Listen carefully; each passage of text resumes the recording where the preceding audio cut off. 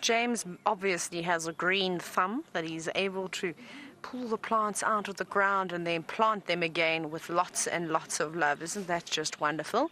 I'll have to get some gardening tips from him, when we get back. But here is the rest of the pride. 1, 2, 3, 4, 5, 6 little Nkuhuma cubs, and there are 2 lionesses here. And then I saw amber eyes and 1 other lioness. So it seems as though we're missing 1. But I also don't know where the buffalo carcass is. I'm still quite trying to figure out where that is. So it's possible that one of the other lionesses is just lying off next to where the carcass is. So we'll do a bit of exploring in a moment. But very full and, well, annoyed by all the biting flies at the moment. They're all swatting their tails, rolling around, very unhappy with life. Not the little cubs, though, except them. I think that they're in such a comatose sleep now, nothing's bothering them.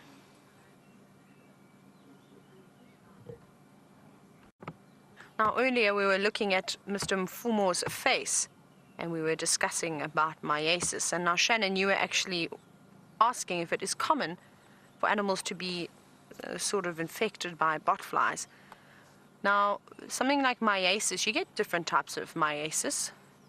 Some of the most common ones really affect sort of domestic animals, so cows and pigs, where their eggs are then swallowed and pass through the digestive system. It can cause a illness, it can cause vomiting, but just for a couple of days, and then they seem to overcome it and move on.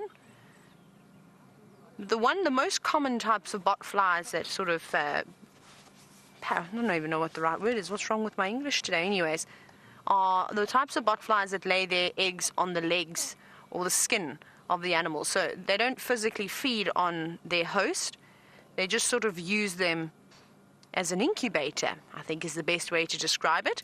Now, wildebeest, as well as an antelope called blesbok, which sort of look like a mountain goat and don't have a very intelligent look on their face either. Well, you'll often see the wildebeest and the blesbok bobbing their heads quite a bit. And that's because they lay their eggs on their legs. Those animals then wipe their noses or scratch their faces on their legs, and those eggs are then transferred into the nasal passage. And because it's so moist and so warm, it's the perfect hatching environment for the larvae. So the larvae then hatch and they wriggle their way out, causing a bit of irritation, but they then just get snorted out and fall back onto the grass, and the entire life cycle starts again. So that's the most common one. The myiasis that we saw, however, with it either being, there's only a couple of botflies that will actually, that will lay their eggs inside a wound or a cavity, and then their larvae will feed on the live flesh. And it's the same thing with the screw worms. The screw worm flies are probably the more common one. So we're not sure which one it is. It could have been either. Now, that type of myiasis is a little bit less sort of common. So it was quite interesting to watch the whole process develop on Mfumo. There's not many cases where the animals have sort of just been left alone to let nature take place. Often the vets will get involved and sort of try and treat it, remove the maggots. But Mfumo was fine. Like I said, he's a tough lion. They are so strong, and he's proved himself now. VM, you see this lioness that's lying with her back towards us?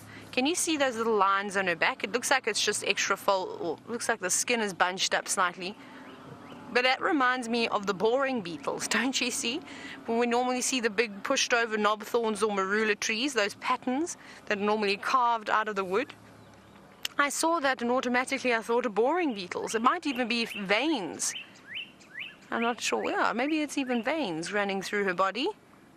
Or it could just be the skin pushed up. One of the two. Maybe veins. We'll go with veins. Let's do that. That sounds probably like the most logical thing.